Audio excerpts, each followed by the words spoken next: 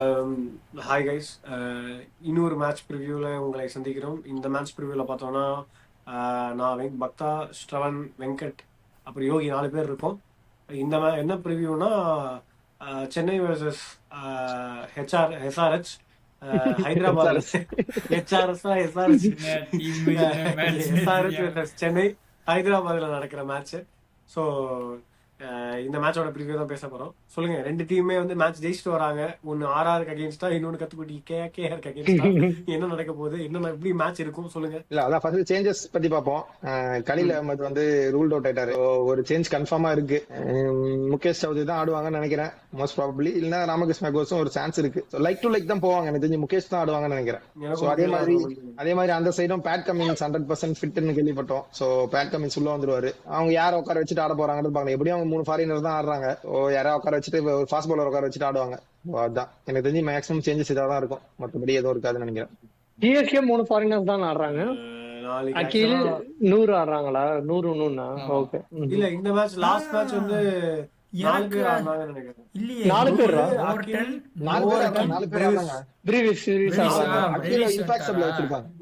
எனக்கு என்ன பகிர்னா கலீல் அகமது போயிட்டாருன்ட்டு இது எனக்கு பயமா இருக்கு. மேட் என்ட்ரி ஏதாவது வரதுக்கு சான்ஸே கிடையாதுல.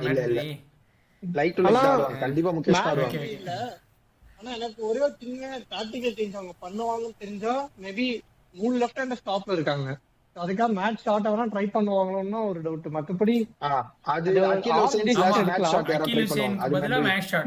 அது பேட்டிங் வரும். ஆமா அதெல்லாம் பண்ணலாம் அவங்க. ஏன்னா பேட்டிங் ஆர்டரே உனக்கு இதாகும். பேட் ஷாட் கீழ ஆடுங்க அவ்வளவுதான். பதிலா மேட்ச் ஷாட் ஆடுறாங்கன்னா அப்ப பேக் ஒரு சின்ன மேட்ச் ஷாட் வர முடியும். இல்ல ரிவர்ஸ் கீழ யாரா இருந்தாலும் ரிவர்ஸ் கீழ ஓவர் 10 பிளேஸ்ல மேட்ச் ஷாட் வர மாதிரி இருக்கும். அதான் அந்த மாதிரி டாப் 5 அப்படியே தொடாமலே வச்சிரலாம். ஏன்னா அந்த டாப் 5 தான் உங்களுக்கு ஃபுல்லா இருக்கும். நீங்க ஒரு பெரிய பிரீமியம் ஆஃப் ஸ்பின்னர் ஆடுறதா இருந்தா வேணா ஆடலாம். மேட்ச் ஷாட் வந்து ஓரளவுக்கு ஓகே ஆஃப் ஸ்பின்னர் தான். அதுக்காக டீம் காம்பினேஷன் மாத்திரம் நான் யோசிக்க மாட்டேன். நீங்க பரவாயில்ல அகில் ஹுசைனே போடலாம். அகில் ஹுசைன் பெரிய டேர்னர்லாம் இல்ல. நீங்க லெஃப்ட் ஹேண்டருக்கு உள்ளலாம் வரப்போறது இல்ல அவர் போறது. அவர் எப்படியும் பவர் பிளேயர் நியூ பால் கொடுத்தீங்கன்னா ஸ்லிங்கர் தான் போடுறாரு. பால் வெளியே தான் போகும். நீங்க தாராளமா அதுவே ஆடலாம். ஆனா வெங்கட் பாயிண்ட் என்னன்னா அப்படி யோசிச்சு ஏதாவது ஒண்ணு பண்ணிடுவாங்களோ அப்படிதான் சொல்றது. எனக்கு தெரிஞ்சு சேம் பிளேயிங் 11 தாங்க. எனக்கு தெரிஞ்சு we are going the same 11. ஒரே ஒன்று இன்ஜுரி கன்சர்னால முகேஷ் சௌத்ரி ஆடுவாங்கன்னு தோணுது. ராமகிருஷ்ண கோஷ் ஆடினா எக்ஸ்ட்ரா பேட்டிங்கும் கிடைக்கும் அவங்களுக்கு. அதான் ஒரு பிரச்சனை. நல்ல பேஸும் போடுறாரு அவரு. ஆனா கோஷ் ட்ரெயினிங் மேட்ச்லயுமே நல்லா போட்டாருன்னு அவங்க எல்லாருமே சொன்னாங்க.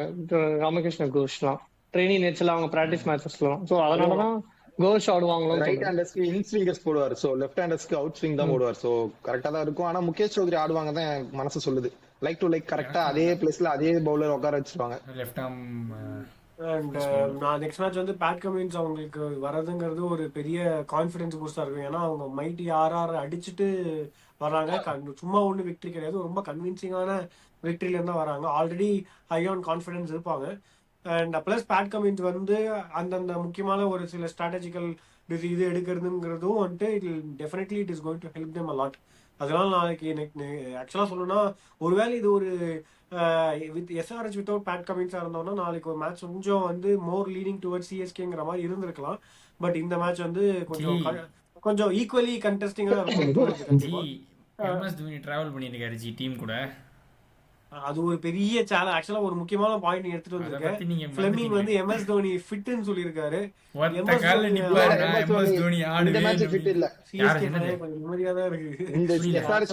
எஸ்ஆர்எச் மேட்ச்க்கு ஆட மாட்டாருன்னு சொல்றாங்க. யார் சொன்னா? நான் பார்த்தேன், இப்பதான் நியூஸ் பாத்துறேன். டீம் கூட டிராவல் ஓகே பிட்ச்ல இருப்பாரு. ஓகே அட்லீஸ்ட் அதுவாது இருக்கட்டும். எனக்கு அதான் வேணும். எஸ்ஆர்எச் மேட்ச் அவர் ஆட மாட்டார். சோ அது வந்தா நல்லது தானே. இல்ல இட் பிகம்ஸ் வெரி இம்பரேட்டிவ். எனக்கு வந்து அங்க பேட் கமின்ஸ்ங்கும் போது இங்க MS தோனி மாதிரி ஒரு ஆள் இருந்தா பெட்டர்னு தோணுது எனக்கு. வேற ஒண்ணும் இல்ல. இல்ல அது இது இப்ப யார உட்காரப்பா, that is a problem. For example Khaleel Ahmed அவரா வெளிய போயிட்டாரு. யார் தோனி வந்து bowling போடுவாரா? அப்போ ஓட வேண்டியதா வழி இல்லையா? நான் சும்மா விளையாண்டுட்டு இருக்கேன். கம்முனு இருங்கயா. அவர் டக் அவுட்ல உட்கார்ந்து அட்லீஸ்ட் இன்புட்ஸ் கொடுக்கலாம். டக் அவுட்ல உட்கார்ந்து இன்புட்ஸ் கொடுக்கலாம். ஸ்ட்ராட்டஜிக்கான சில இது கிடைக்கும். அதுதான் அவர் திருப்பி ஹோட்டல்ல போய் உட்கார்றதுல வேஸ்ட் வர்றது வேஸ்ட். அதுக்கு அவர் சென்னையிலேயே இருந்திருக்கலாம். நான் மறுபடி சொல்றேன், team should learn to win without Dhoni. அது ரொம்ப பிரைவேட் விளையாடுறாங்க. நான் சொல்றது டக் அவுட்ல ஒரு அது இருந்தா கான்பிடன்ஸ் தரணும் செகண்ட், அவர் இருக்காருங்கிற கான்பிடன்ஸ் தரக்கூடாது. அவர் ருத்துராஜ் இருந்தா okay, தான் போய் மத்தவங்க கேட்டுட்டு யாரும் confidence தோனி கிடைக்கும். டிபெண்ட் ஆனா ஆனதாவே அவர் இருக்க இருக்காரு கூடாது. மட்டும் கான்பிடென்ட்டா போய் விளையாடக்கூடாது. கரெக்ட் தான், அவர் பண்றது கரெக்ட் டிசிஷன் தான். டிபெண்டா இருக்க கூடாது. அவர் பண்றது கரெக்ட் தான், தோனி பண்றதுமே. சரி, எஸ்ஆர்எச் பத்தி பாப்போம். எஸ்ஆர்எச் நம்ம சொன்ன மாதிரி பேட் கமின்ஸ் வராரு. சோ அவங்க பேட்டிங்கும் ஓரளவு கிளிக்கா ஆரம்பிச்சிச்சு. இஷான் கிஷன் எல்லா மேட்சும் ஆடுறாரு. இஷான் கிஷனும் கிளாஸனும் 2 பேரும் அப்பப்போ தேவையான இடத்துல நிதிஷ்குமார், அனிகேத் எல்லாம் கொஞ்சம் கொஞ்சம் பெர்ஃபார்ம் பண்றாங்க. இன்னும் அபிஷேக்கு படல, ஒரு மேட்ச் தான் பட்டிருக்கு. சோ அவருக்கு பட ஆரம்பிச்சா அவங்க ஃபுல்லாவே ஸ்ட்ரைக் பண்ண ஆரம்பிச்சாங்க அவங்க பேட்டிங். பிரச்சனை என்னன்னா எஸ்ஆர்எச் முன்னாடி பட்டிருக்கு. ஆமா, முன்னாடி இருந்து என்னன்னா எஸ்ஆர்எச் பேட்டிங் எப்படி இருந்தாலும் ரன் அடிச்சிருவாங்க. அவங்க பவுலிங் தான் கஷ்டப்பட்டு இருந்தாங்க. கரெக்டா 2 டெபியூட்டன்ஸ் கொடுத்து சான்ஸ் கொடுத்து அவங்கள பெர்ஃபார்ம் பண்ண வச்சிட்டாங்க. சோ இப்போ அவங்களுக்கு அதுவும் ஓரளவுக்கு சார்ட்டட். போக போக மேபி அவங்க அடி வாங்கினா அவங்க எப்படி ரியாக்ட் பண்றாங்கன்றது தெரியும். ஃபர்ஸ்ட் மேட்சே ஃபுல் சக்சஸ்ன்றதுனால நம்ம ஒன்றும் கெஸ் பண்ண முடியாது. பட் ஆனாலுமே அது ஒரு ப்ராமிசிங் ஸ்டார்ட் தான் அவங்களுக்கு. சகிப் ஹுசைன் ரொம்ப சூப்பரா போட்டார். எனக்கு இன்ஃபேக்ட் இங்கே விட எனக்கு ஹுசைனோட பவுலிங் வந்து ரொம்ப என்ன மீன் இம்ப்ரெஸ் பண்ணிருச்சு. And good luck to their talent actually. But again ரொம்ப இம்பார்ட்டண்டா வந்து அதான், நீங்க அதை அடி வாங்கினாங்கன்னா தான் மேபி எப்படி ரியாக்ட் பண்றாங்கிறது நமக்கு தெரிய வரும். பட் நாளைக்குமே அவங்களுக்கு ஒரு நல்ல பாசிட்டிவ் ஒரு அவுட்புட்டா தான் இருக்கும்னு எனக்கு தோணுது. நல்ல கான்டெஸ்ட் தான், எப்படி இருக்குங்கிற செக் பண்ணி தான் பார்க்கணும். ஒன் சைடா போகுது, கொஞ்சம் டஃப் கேம். கண்டிப்பா One side 100% கண்டிப்பா. ஏன்னா ரெண்டு டீமுமே பேட்டிங் ஹெவி. ஸோ நல்ல ஸ்கோரிங் கண்டிப்பா 2 டீம் கிட்டயுமே இருக்கும். So better bowling team is going to win for sure. இதுதான் வந்து ரொம்ப இம்பார்ட்டன்ட் ஸ்டேட்மெண்ட் டு டேக். அதான். ஸோ ப்ரெடிக்ஷன் போயிடலாம். கம்மின்ஸ் ஆடினா யாருக்கு பதிலா ஆடுவாங்க அது சொல்லல. கம்மின்ஸ் ஆடுறது இஷான் மலிங்காக்கு இஷான் மலிங்கா, பதிலா எனக்கு தோணுது. இஷான் மலிகா பிளஸ் அது இல்லாம இப்போ எனக்கு ஈஷான் மலிங்க ஆடுவாங்களோன்னு தோணுது. ஈஷான் மலிகா இருக்கணும்னா ஆர்ஸ் டுபே, ஆடிடுவாங்களா ஃபர்ஸ்ட்? ஆர்ஸ் டுபே தான் தூக்குவாங்க நினைக்கிறேன். ஆர்ஸ் டுபே பதிலா ஆனா கமெண்ட்ஸ் ஆட வாய்ப்பு இருக்குன்னு நினைக்கிறேன். ஏன்னா டாப்ல இருக்கு சகிப், ஸ்பின் போடுவா. வேற யார் இருக்கா? சிவாங் குமார் இருக்காரு மிடில்ல மட்டும் போகுது. ஏன்னா opening like to like plays 100 versus Shivang Kumar. இல்ல பிரபுல் இங்கே சகிப் தான் ஓப்பனிங் போடுறாங்க. ஆர்ஸ் டுபே லெஃப்ட் ஆர்ம்னால ஓப்பனர்ஸ் போட்டாதான் 2 ஐட்டன்ஸ் போட்டாதான். என்னன்னா மிடில்ல தூபேக்கு தான் போடணும். அது ஒண்ணுதான் உங்களுக்கு ரிஸ்கி. சஞ்சு சாம்சன் இத மறந்துட்டீங்க. இந்த மேட்ச பிரஃபுல் வெர்சஸ் சஞ்சு சாம்சன் எனக்கு கொஞ்சம் ஒரு மேட்ச் தான் ஆடி இருக்காரு. ஒரு மேட்ச் தான் ஆடி இருக்காரு. இங்க நல்லா போடுறாரு, நல்ல ஸ்விங் ஆகுது. கொஞ்சம் சஞ்சு சாம்சனுக்கு அந்த ஸ்விங் வீக்னஸும் இருக்கு, ருத்ராஜ் ஜெய்கோடுக்கும் அந்த ஸ்விங் வீக்னஸ் இருக்கு. கொஞ்சம் பார்த்து ஆடணும். இன்னொன்னு சொல்லவா, சையத் முஸ்தாக் அலி டிராஃபில பிரஃபுல் இங்கே சஞ்சு சாம்சன் அவுட் பண்ணிருக்காரு. புல் அடிச்சு கேட்ச் எடுத்தாரு, நானும் பார்த்துட்டேன்.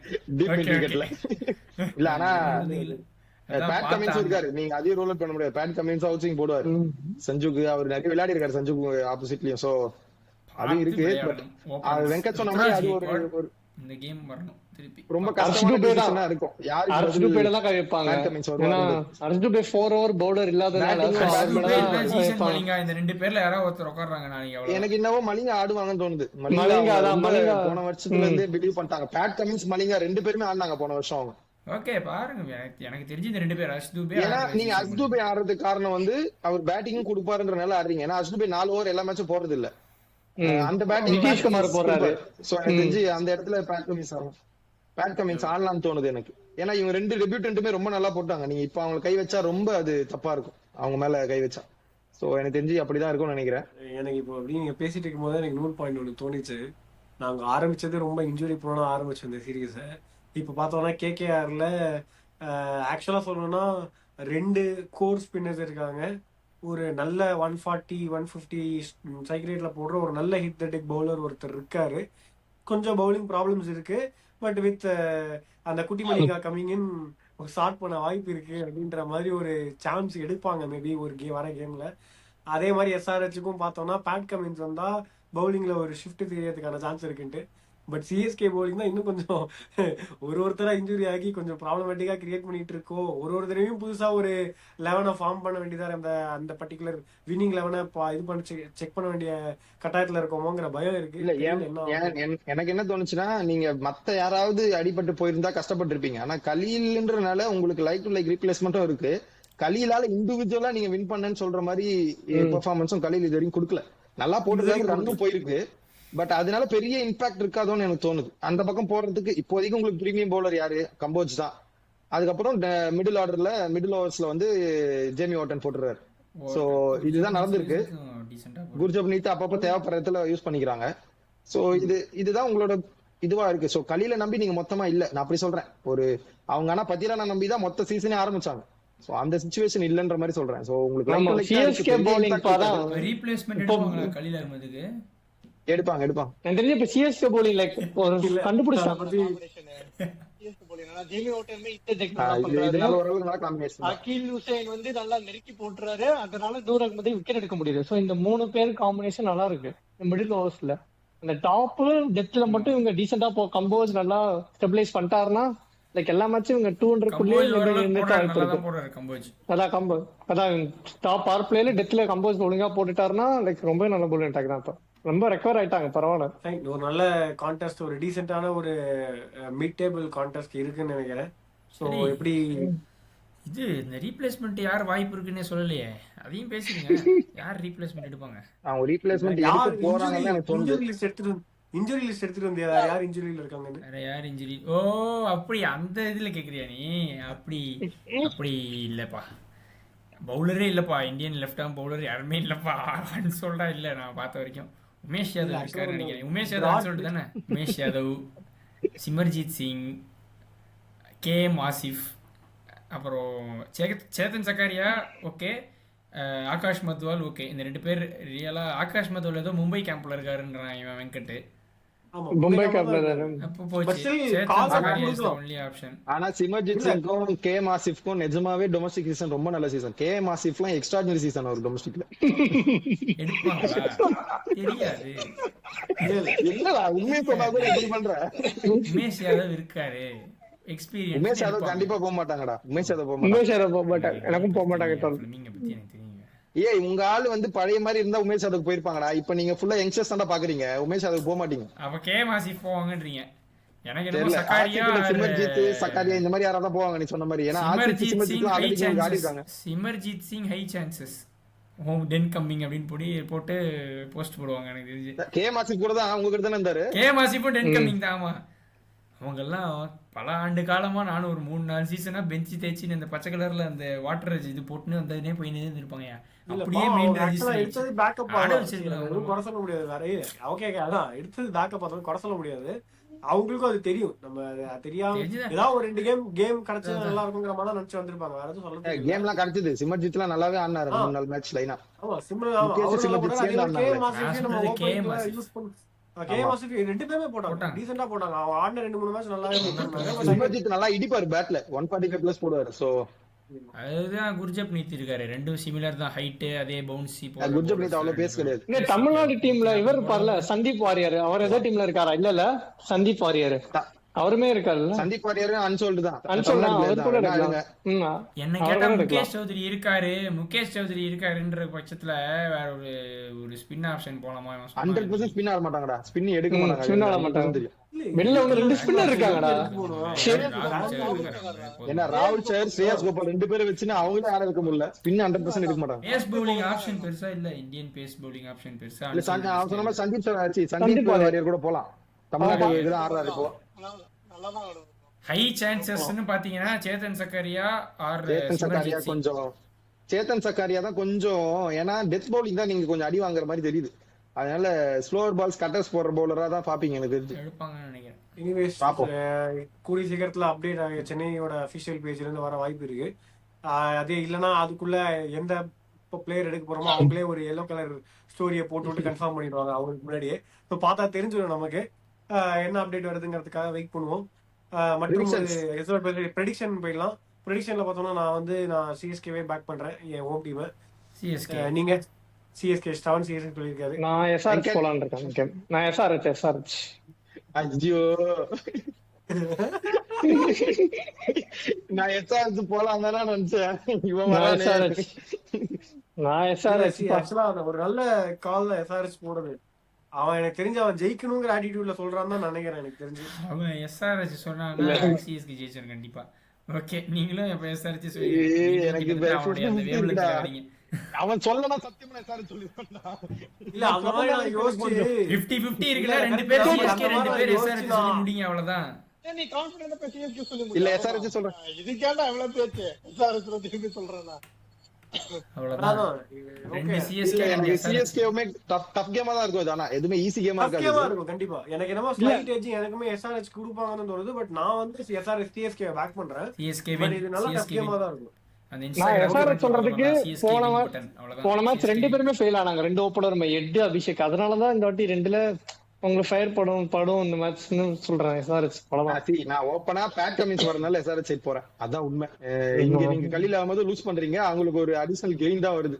சோ அதனால நான் பேட் கமின்ஸ் வரனால எஸ்ஆர்எச் போறேன். லைட் எட்ஜ் எஸ்ஆர்எச் தான், அதனால நான் எஸ்ஆர்எச். கமின்ஸ் இல்லனா அப்ப நீ சிஎஸ்கேவா? இந்த தடவை இன்னும் ப்ரெடிக்ஷன் கொடுக்கல. பட் எனக்கு கமின்ஸ் இல்லனா நீ சிஎஸ்கே. கமின்ஸ் இருந்தானே இல்ல, நாங்க போய் வந்து அப்ப மாத்த விட்டுறீங்களா என்ன? அவ்வளவுதாங்க. சிஎஸ்கே வெற்றி லைனப் உங்களுக்கு எப்ப தெரியும்? டாஸ் போட்ட அப்புறம் தெரியும். அப்புறம் நீ டாஸ் போட்டதை பாத்துட்டு இருந்துருவீங்க. எனக்கு தெரியும். பரவாயில்ல, இருந்து போது எஸ்ஆர்எச். சிஎஸ்கே உடைய வெற்றியோட உங்களை ரிவ்யூல சந்திக்கிறோம். அவ்வளவுதான். முடி. நன்றி வணக்கம் சொல்லு. இது ஐயா அதுதான் அந்த மேட்ச் சொல்லிட்டோமே. இங்க ஸ்டார்ட் பண்ண பார்த்தாம இங்க இந்த மேட்ச் ஜெயிச்சிட்டு வந்தா அத சொல்றேன் திருப்பி. திருப்பி சொல்ல என்ன நான் மிஸ் இது இல்லையா? இது இல்லையா? என்ன சொன்னா கேகேஆர் மேட்ச் ஜெயிச்சோம். கேகேஆர் மேட்ச் ஃபைனல்ஸ் தான் கன்ஃபார்ம்னு சொன்னேன். கேகேஆர் ஜெயிச்சா ஃபைனல்ஸ் கன்ஃபார்ம் பண்ண, எஸ்ஆர்எச் ஜெயிச்சா கப் கன்ஃபார்ம்னு சொல்லிருக்கேன். கேகேஆர் ஜெயிச்சா ப்ளே ஆஃப்ஸ்னு சொன்னேன். கேகேஆர் ஜெயிச்சா ப்ளே ஆஃப்ஸ்னு சொன்னேன். எஸ்ஆர்எச் ஜெயிச்சா ஃபைனல்ஸ் போய்டுவான்னு சொன்னேன். வீடியோ அத போய் பாரு. ஏய், நீ முதல் மேட்ச் ஜெயிச்சப்போ நீ ப்ளே ஆஃப்னு சொன்ன. ரெண்டாவது மேட்ச் ஜெயிச்சோனே ஃபைனல்ஸ் சொன்ன. நிஜமா சொன்னேன்.